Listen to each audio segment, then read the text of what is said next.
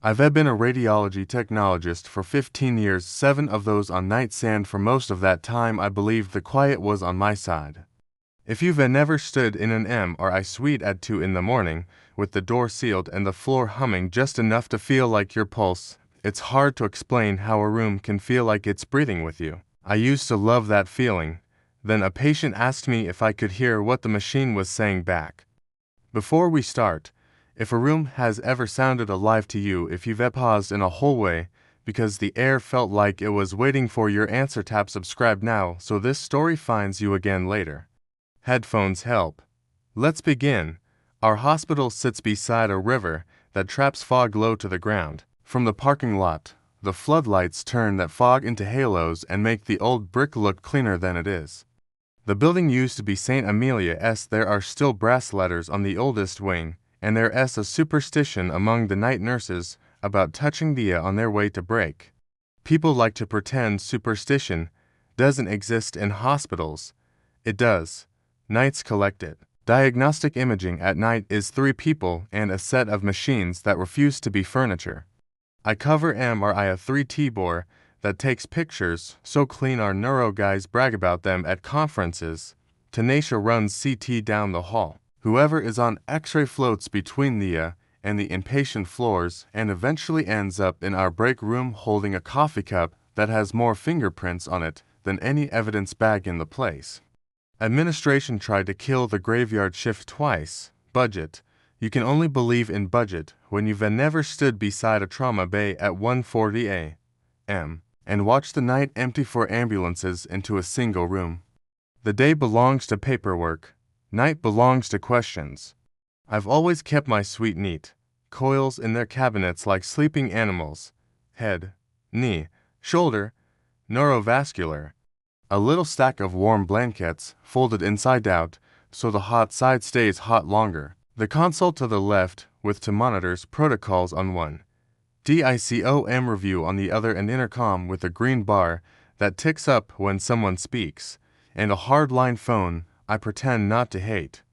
The ceiling camera over the bore feeds a clean, bright image to a small screen in the corner that everyone forgets about until they don't. The door is copper-fingered and heavy. When it seals, the whole room becomes a listening device for itself. This is the part where I am supposed to say the night in question started like any other. It did. A fast ankle skin first scout, axial T2, coronal PD with fat set. Maybe a sagittal T1 if ortho wanted an easy patient who held still like a pro and apologized for having bones. I walked him back to the handed off the disc, waved at a janitor I've known for a decade, and checked my board. 1 trauma was on the way from the bay. Head injury, GCS 14, rule out microbleeds. They were holding him for labs first.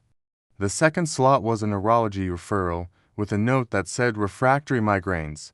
Auditory hallucinations, rule out lesion. Her name was Emily Carter, 26. No allergies, no implants. Someone had written sensitive to noise on the intake. Like that's a thing you can forget when you're scheduling MRI.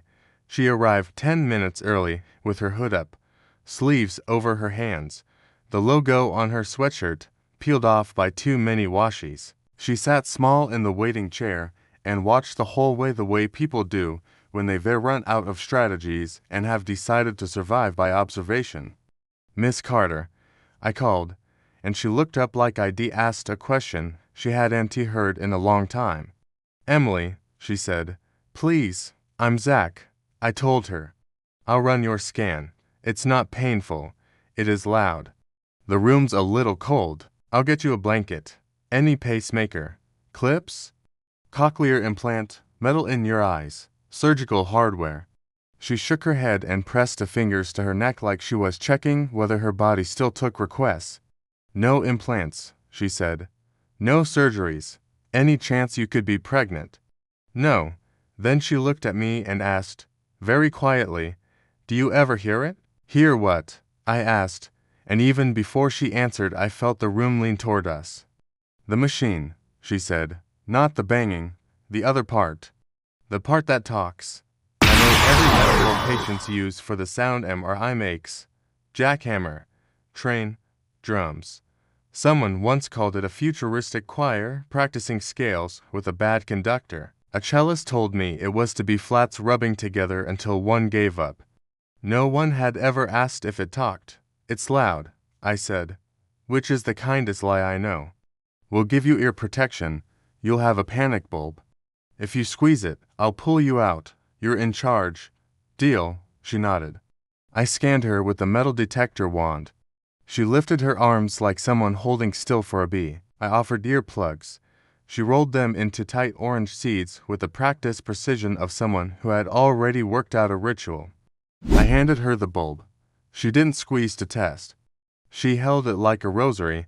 I tucked a warm blanket over her legs, set the head coil, checked for stray hair, asked her to keep her jaw loose, slid the table in.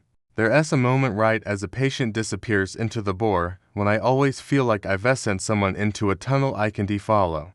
It passed. The bore camera showed her face in that little circle of light like a saint you don't want to pray to. The localizer came back square. I built a standard migraine study. Axial T2. FLAIR for lesions. SWI to pick up microbleeds. DWI for acute changes. T1 pre and post if the doctor wanted it based on what we saw. First set is about 3 minutes. I told her, "You're doing great. MRI is not a song, but the gradients make rhythm anyway. Chunk, chunk chunk, rattle, warble, clunk. It's a language you learn by standing too close to it for years." The timer crawled down. Slices stacked, ventricles normal, no obvious mass. A scatter of white matter changes that looked like the kind of thing you find on 1,000 migraine scans and never stop arguing about. I adjusted the window level. The image obeyed. I watched the trace lines, watched the bore camera, watched the time. The intercom meter flicked green. Twice. I hadn't pressed talk. "Emily, you doing okay?" The little green bar flickered again. 3 soft taps. I adjusted the gain. Room speaker off. Bore mic live. On camera, her mouth didn't move. At first, I told myself the building was doing what old buildings do, throwing ghost noise into wires. Then I heard it. Not static, not room hiss. Whispering. Faint, layered. Too many voices close together. Syllables shaved thin until only rhythm and intention made it through. I've listened to enough wires to know when sound is born in copper. This wasn't. It felt older, like the tone of a room when a door that matters opens somewhere else. "Emily, do you hear that?"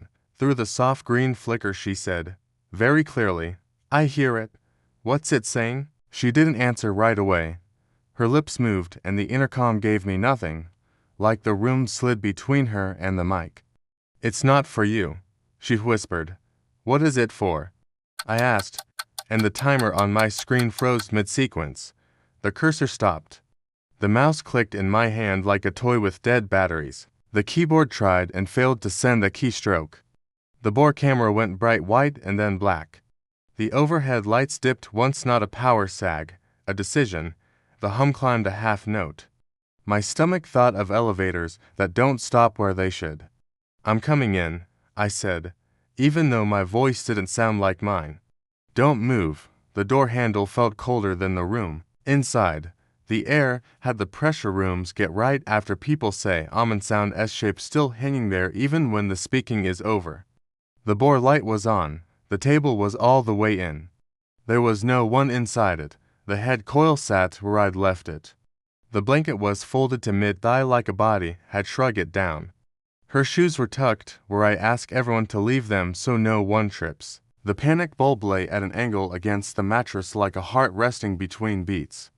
"Emily," I called, because it's amazing how often a name still helps. The machine answered with a low hold tone, one sustained vowel with a spine. The whisper braided through it, not louder, closer. I climbed the step and leaned in. I've put my head in that bore 1,000 times to smooth hair or fix a blanket. It has never breathed back. That night the tunnel exhaled on my cheek like a mouth against a keyhole. "Don't stop listening." I jerked back hard enough to knock my shoulder on the gantry. The whisper didn't follow me. It stayed fixed in that white throat like it had been painted into the air. I hit the emergency stop. The big red bar makes paperwork and angry emails and, if you're unlucky, a quench loud enough to make you think you've started a fire in a snowstorm. The magnet didn't boil off.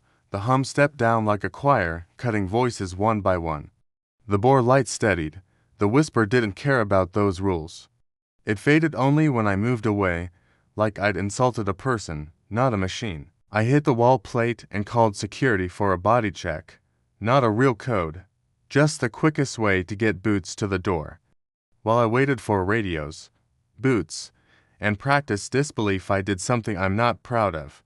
I stood there with my hand on the gantry and said, quieter than I'll admit, if you're not in the room with me, if you're in there, talk to me. Her voice came from behind me, not from the bore, from the room. I told you it wasn't for you. I turned so fast my ribs popped.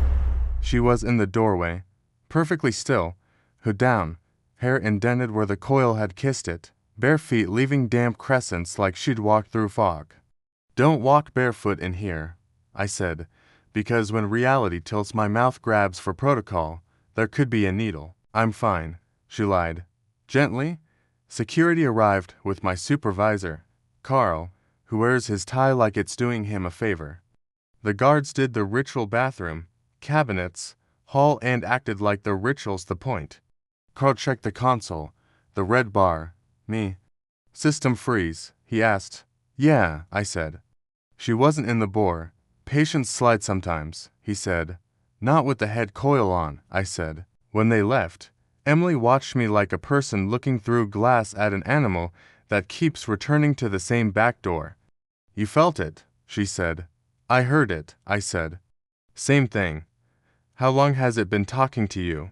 I asked. Since I was 8, she said. Sometimes in the vent, sometimes the fridge. Once the drain when the water was off. It gets louder in buildings like this. All this metal, all this power, it likes stairs and wire. When did it get worse? When they put me on the list for this test, she said, and smiled the kind of smile that's more truth than hope. It knows when I'm about to try to show someone. I pushed her to day shift. The note I sent said, system failure during initial attempt, patient stable. No contrast given. I left out everything that would live in an email thread forever. At 6, the fog was still pretending to be holy and the river smelled like pennies. I sat in my car and listened to the hum my engine makes when it's almost warm, and when I shut it off I could still hear it. I didn't plan to quit. You don't throw away a life because a whisper caught your ear wrong. You go back, you run the QA phantom, you call service. You tell yourself the machine is a machine and ghost is just the nickname tired people give to ignorance. The service engineer, Mike, arrived with a tool case and a pocket full of sunflower seeds. He patched firmware, tested the RF shielding, checked the copper fingers on the door, looked up at the ceiling diffusers like a man who had seen too many vacunits do things no one wrote down. Should be good, he said. If it locks, power cycle. You ever hear it talk? I asked. He grinned. Every day. My wife says I'm going deaf. He meant the gradients. I meant something else. He was already taking the list of the next problem. Around 2, the sent me a stroke rule out. The skin came back clean, flare quiet. DWI negative, and I pushed the images and breathed. Downtime. I slid the cough phantom onto the table, the white cylinder filled with gel that pretends to be brain, and ran a scout. T1, T2, FLAIR. The pictures looked like a textbook. I told myself I'd invented it. The intercom meter ticked green. I hadn't toggled talk. I'm not playing. I told the empty room, we're done. 6 quick green ticks. The kind of laugh light makes when it's tired of pretending to be light. I opened the bore camera. The tunnel was clean. The phantom lay tucked under the head coil like a headless person waiting to dream. I toggled listen. The room speaker gave me HVAC and the motor S low-grade sigh, and then that other shape of sound. Not language. The idea of language, rhythm and intent pulled through a fine enough screen that only the skeleton made it through. I closed my eyes and felt it in my teeth. Bone conduction is a thing. You can explain too much with facts you learned for other reasons. Don't stop listening.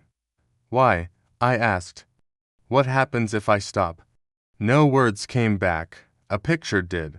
The frozen cursor. The timer that forgot which way numbers travel. A hallway I didn't recognize. Linoleum. Fluorescent lights that should hum and didn't. An elevator with the doors open and no car. A sign on the wall rubbed pale by thousands of fingers. The sound of wheels on linoleum from somewhere else. Is she there? I asked, meaning Emily, and the head coil pressed down so gently, it felt like hands steadying themselves. The air smelled faintly like ice shavings. A not word pressed into my head. Door, but made of pressure. A door you could step through only after you admit you've been on the wrong side the whole time. The table jerked back. I sat up fast enough to bite my cheek on the coil.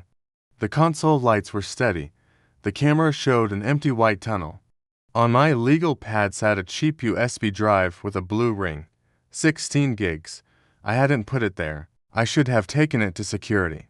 I plugged it into the review machine outside the shielded room instead. The console phone rang. The caller ID was a hospital extension that didn't map to a desk I knew. I picked up and heard my bore hum, slowed and unstacked, like someone had taken the language apart to show me the bones. I set the receiver down. It rang again. I didn't touch it. The sound seeped into the room anyway. Don't stop listening. No, I said. A small word trying to stand up straight. The whisper stopped. The phone went quiet. The USB LED blinked twice and died. The images froze the way water freezes suddenly, decisively, without a sound. I didn't call her. You don't call patients to say a machine wrote you a letter. The day people arrived with coffee that still had heat in it. I filed a PTO request I couldn't afford and tried to drown my head with errands. The laundry said it would help and then didn't. Traffic offered itself as a hum no one had to pretend was a voice and did its best. At home, I walked from room to room clapping once to measure echo. The fridge offered ordinary noises. The radiator knocked a small history and rested. I fell asleep with the TV on because silence felt like a room with uncurtained windows. On the third day I broke a rule. I called the number neurology had on file. A man answered with a hello that had a question mark attached. I'm looking for Emily, I said. This is Zach from the hospital. She doesn't like the phone, he said. I don't either, I said. Tell her if she wants to say something. I can listen. No one else has to believe us, he hesitated. Then, she's in the garage. She keeps the dryer running with nothing in it. Says machine noise keeps other ones away. The garage was half storage, half chapel. The space heater glowed orange. The dryer fussed at the air like an old dog. She sat on an upside-down milk crate and watched the drum spin. I knew you'd come, she said, as if there had never been another outcome. It doesn't stop at the hospital, does it? No, I said.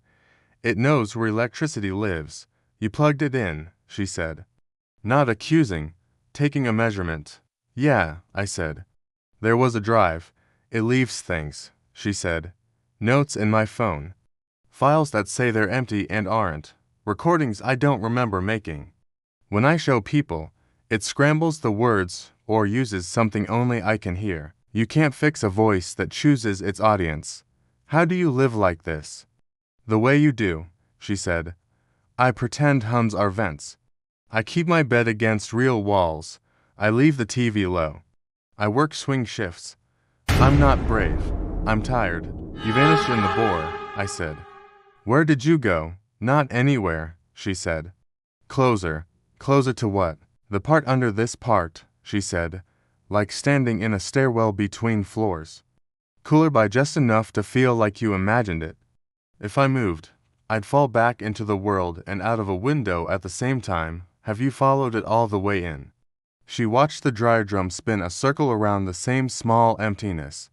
It doesn't feel like a trap until you leave, she said. The near body writes you a letter that says you were loved and you stepped away. Loved by what? The part that owns the difference between noise and signal, she said. The part that decides whether a heart is a drum or a door. Back at work, Thea sent me a psych hold. 21. Mute since morning. He lay unblinking in the bore, and the flare rode quiet loops. The whisper slid between two voxels and rested against my molars. What happens if I stop? I asked again. It answered with a demonstration. The image blurred, not motion, not breath, like a photograph of water taken into water. The borders of the white matter softened like someone ran a thumb over them. The corpus callosum thinned the way ice thins when the footprints meet. If you stop, we take the thing you used to listen. I told the doc the images were compromised and we should repeat. He nodded because his world is made of decisions and consequences and very few explanations. Back in the bore, the whisper pressed my crowns like it knew which parts of me were mine and which answered to metal. I kept showing up because money is the only language that doesn't pretend it isn't. The next walk-in was an electrician. He didn't laugh when I told him the machine would like him. I slid him in and watched the clock. I stepped out to grab contrast from the fridge. 30 seconds. When I came back, the bore camera showed him still. The intercom meter was dark talk off, listen off, and the room speaker said my name in my mother's voice. Zachary, not the way coworkers say it, not the way strangers read a badge. The exact softness my mother used when I fell asleep on the couch and she didn't want me to startle awake. The console logs when I pulled them later showed no intercom activity, no channel open, no talkback engaged. I hit stop on instinct. The sequence paused. My hands shook in a way coffee doesn't explain. I restarted because stopping felt like saying yes. Security pulled the camera footage. It showed me leave the room and come back. Nothing else. No audio. No edits. Just a gap I knew had been filled. That was the night I stopped telling myself this was a machine doing machine things. What are you? I asked the bore, like it needed me to address it directly. It gave me the whole way again. Open elevator. No car, a sign rubbed pale. The sound of wheels on linoleum far away. Under that, a thought so small it barely qualified as one. We are how you know a room isn't empty. All the nights I hadn't slept arrived at once. This is where I'm supposed to tell you I typed my resignation that night. I didn't. I saved it in drafts like a person who tells himself he isn't leaving as long as the letter is still deletable. I scanned an impatient shoulder that looked like a handful of wet rope. I scanned a brain that looked like a complicated moon. I scanned a hand someone slammed in a door during a fight he said he started and only maybe meant. The panic bulb sat in each case like a promise you don't test if you want to keep believing in it. A week before I left, a patient squeezed. I hit abort. The table didn't move. The emergency bar did nothing. For 3 long breaths, the sequence kept going like it had deaf ears. I used the manual override I hope you never see and dragged the table out like I was hauling someone over a low wall. He came out fine. I smiled like I meant it and apologized to a machine that doesn't accept apologies. The bulb is a promise until the room decides it's a suggestion. I want you to remember that. If you're still here, if you rehearing this at night and the room you in sounds a little too awake, tell me where you're watching from in the comments, state and hour. It helps to put a pin in the map. It helps to know what the dark is doing and where. I didn't expect it to follow me to the clinic. I took a day job, blood pressures, flu shots, kids who hate cotton balls because it felt like a kindness to my nervous system. A package arrived with no return address. Inside, a disc we burn when patients want a second opinion. Sharpie across the top in my handwriting, but not my decision. Sequence 13. I took it to the supply closet because it's where stupid choices feel the most private. 16 images. Skull base, brainstem, shimmer, door, then 10 frames of nothing. Not blank nothing that had learned to speak. The clinic wall phone rang. When I lifted the receiver, the hum in the line wasn't MRI. It was the tone buildings make when they forget to hide.